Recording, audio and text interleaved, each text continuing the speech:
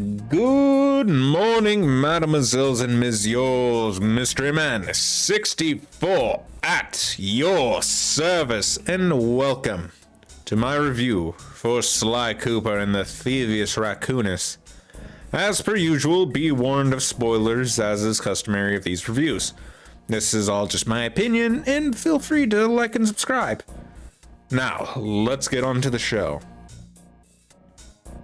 The main story of this entry is that when our main character Sly was but a wee lad, a group of notorious villains/thieves, known as the Fiendish Five, did away with his father and stole his family heirloom, the Thievius Raccoonus, a book of which holds all of his ancestors' thieving techniques. So when he got older and formed a group of his own, he decided to steal back his family's book from each member until it is made whole once again. The implications being a little dark for a cartoonish game, but it does do an effective job of setting up the stage and what motivates the main character. The gang eventually figures out who the first target of the five is, and from there, the game officially begins. Sly Cooper, TTR, as I will abbreviate it to, is mostly a 3D collectathon platformer with an emphasis of stealth-like gameplay. The game has different levels as well as hub areas to select which mission you would like to take on. There are 5 worlds in total, the last of which being a collection of mini-stages, but we'll get there. As for the others, each world has you start in what I will call a starter level before you get to the main hub. These type levels, which make up for the majority of the gameplay, has you going from point A to point B, all while collecting green hint bottles that can open up a vault that contains a piece of the Thievius Raccoonus, which gives you varying powers and abilities, some more useful than others. At the end of a level is a key that you will need in order to unlock more of the hub area, but more importantly, gain access to one of the members of the Fiendish Five. There are also stages that I'll simply refer to as minigame stages, where the only thing to collect is a key. No hint bottles and therefore no pages. These type levels usually have you get a certain amount of a thing, do a race, or even a first-person shooter like Escort Mission. These are typically quick fun levels to help break up the normal levels. Throughout the normal levels, there are enemies that you have to defeat, and this was in an era in which standard enemies can be dealt with one hit. But at the same time, that goes for your character as well. If you take a hit, you will lose a life. You can get extra hits up to 2, in the form of horseshoes. You can sometimes find these in a level or in the hub, but if you collect 100 coins that you obtain from beating enemies or breaking objects in the overworld, this will net you one as well. A hidden mechanic in this game is if you lose enough lives, eventually you will start spawning with those extra hits, if you're having a hard time with a particular stage. Each area has a specific theme, as well as a boss. I will talk about my favorite level, and then the boss. The first world is supposed to take place somewhere near Wales. The area is always raining, so dark and stormy is the constant. One of the levels that sticks out to me most is the Gunboat Graveyard. The decrepit boats, the plane that you walk across, as well as the sub, are always the first things that come to mind in this first world. I don't know if it's because I have a fascination with things that have gone out of commission or defunct, but something about the withered state of some of the objects piques my interest for some reason. The boss of the area, Raleigh the Frog, is, to the surprise of no one of the easiest bosses in the game. Outside of having a sort of silly voice, is probably the least memorable of the bosses. Not much to say about him really, just kinda run around in circles until you can damage him. The second area has the gang taking a trip to America! Specifically Mesa City, where Mugshot, the dog, the muscle of the Fiendish Five, resides. Hey, that kinda rhymed. Also, not too important, but the enemies are also themed slightly, where in the last area, the enemies were squids and walrus. Walrus? No. Here, every enemy is a dog.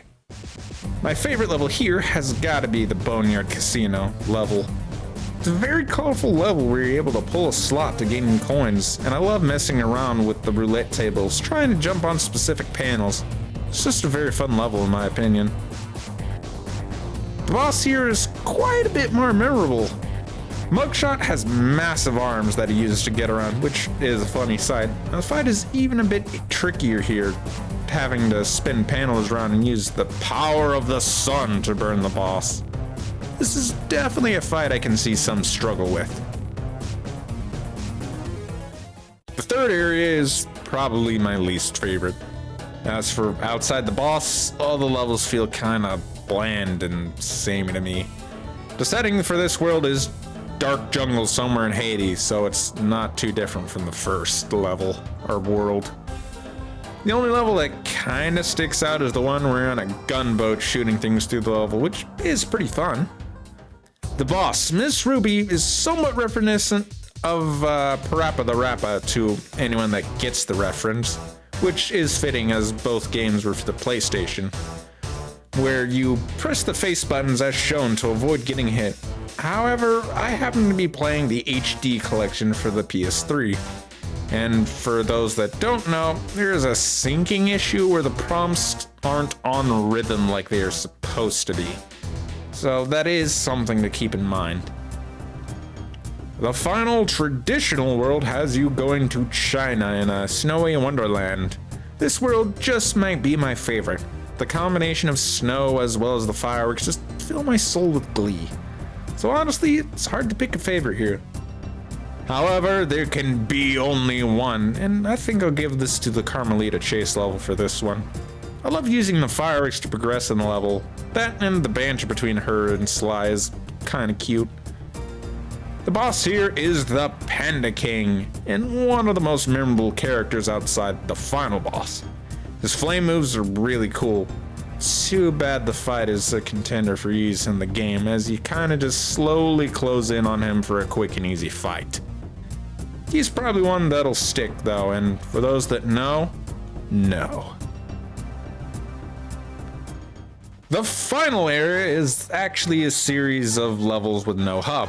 Each has you doing a different task in order to confront the leader of the Fiendish Five, as well as the arch nemesis of the Cooper clan in Clockwork, a giant metal-plated owl whose hatred for the Cooper clan made him immortal. Not gonna lie, this thing is kinda scary. Even more so as the more damage you do, the more broken his speech becomes. Definitely the most infamous boss for the series as a whole, I would even argue. Overall, the game as a whole isn't too difficult.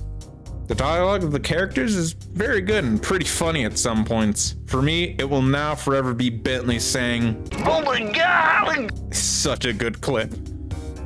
It's also not the longest game in the world.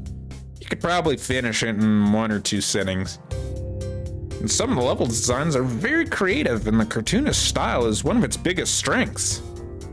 There isn't even much to complain about, but the audio mixing is off in a lot of places, and I had to do a lot of the balancing myself to make it sound better. And the problem with the desyncing of the Miss Ruby fight is a problem as well. Outside of maybe some speedrun skips or glitches, you're not really gonna find much wrong here. Sly Cooper TTR is a very solid game, and whether you play the original or HD remake, all really depends on preference. The characters are memorable, some of the levels are pretty fun, and is one of those mascot titles you think about being associated with PlayStation, with the likes of Crash or Spyro. Outside of maybe doing a little bit more research or info on the development of Sly, it could have given me some more talking points if that's something you all would be interested in. The next project, and the one I've been hyping up since Forgotten Land, will not have this issue, trust me. I put so much work into it, I just hope it delivers. It also might be a minute before it gets uploaded, so expect a gap potentially. As for your hint, I hope you get ready for it will be fire. thank you all so much for watching. As always, I will see all of you in the next one. Until then.